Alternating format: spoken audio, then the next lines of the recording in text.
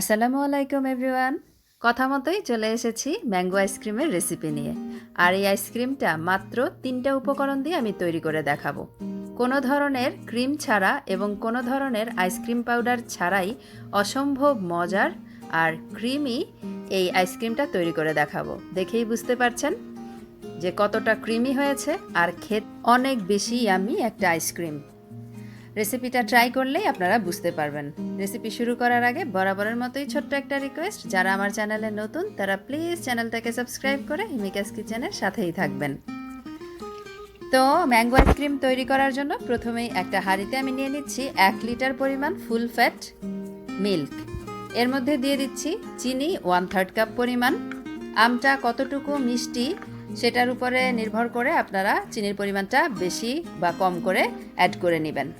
চিনি আর দুধটাকে ভালোভাবে নেড়ে একটু মিশিয়ে নিলাম।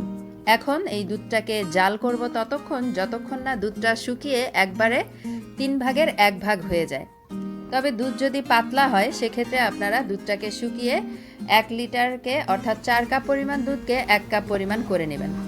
কিছুক্ষণ পর পর এভাবে নেড়ে দিতে হবে আর শর্টটাকে উপর থেকে এভাবে ভেঙে মিশিয়ে দিতে হবে। চুলার আঁচটা মিডিয়াম টু হাইতে রেখে প্রায় 30 মিনিটের মতো জাল করে দুধটাকে শুকিয়ে একদম ক্রিমের মতো তৈরি করে নিয়েছি। এই যে দেখতে পাচ্ছেন এখানে 1 লিটার দুধকে আমি শুকিয়ে প্রায় 3 ভাগের 1 ভাগ পরিমাণ করে নিয়েছি। এখন এই দুধটাকে চুলা থেকে নামিয়ে নিব আর এটা কতটা ঘন হবে আশা করি আপনারা দেখেই বুঝতে পেরেছেন। চুলা থেকে নামিয়ে পুরোপুরি ঠান্ডা করে নিব। এরই মাঝে একটা পাকা মিষ্টি আম নিয়ে নিয়েছি আমি। আমটাকে খোসা ছাড়িয়ে ছোট ছোট টুকরা করে কেটে নিব। চেষ্টা করবেন আমটা যেন মিষ্টি হয়, সেই আমটা দিয়েই আইসক্রিমটা তৈরি করতে, তাহলে কিন্তু খেতে বেশি ভালো লাগবে।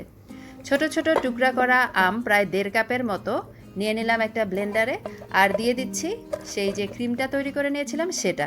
আর ক্রিমের পরিমাণ এখানে 1.5 কাপের মতো আছে, মেজারমেন্ট কাপের 1.5 কাপ পরিমাণ। এবারে খুব ভালোভাবে এটাকে ব্লেন্ড করে নিতে হবে। এই তো আইসক্রিমের মিক্সচার রেডি হয়ে গেছে, দেখতেই পাচ্ছেন কীরকম স্মুথ হয়েছে। এখন যেই বক্সে আমি জমাবো সেই বক্সে নিয়ে নিচ্ছি। আর আমের আইসক্রিমের স্বাদটাকে আরও বাড়ানোর জন্য আমি এর মধ্যে কিছু ছোট ছোট টুকরা করা আমের কিউব এর মধ্যে দিয়ে দিচ্ছি। তবে এটা অপশনাল, আপনারা না চাইলে না দিলেও পারেন, দিলে আমার কাছে খেতে বেশি ভালো লাগে। চামচ দিয়ে একটু মিশিয়ে নিলাম।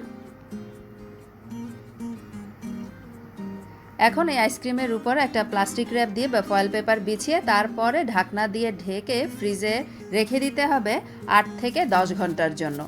সারা রাতের জন্য রেখে দিলে সবচেয়ে ভালো হয়। আমি রাতের বেলায় আইসক্রিমটা তৈরি করেছি, এখন ফ্রিজে রেখে দিব, সকালবেলা বের করে আপনাদেরকে দেখাবো। পরদিন সকালবেলা আমি আইসক্রিমটা ফ্রিজ থেকে বের করে নিয়েছি। এই তো আমাদের আইসক্রিম কিন্তু একদম জমে গিয়েছে। 5 মিনিট এটাকে এমনিতেই রেখে তারপরে এটাকে একটা আইসক্রিম স্কুপ দিয়ে একটা বাটিতে সার্ভ করে আপনাদেরকে দেখাচ্ছি। 5 মিনিট রেখে দিলে যেটা হবে আইসক্রিমটা একটু সফট হবে, এটাকে তুলতে সুবিধা হবে।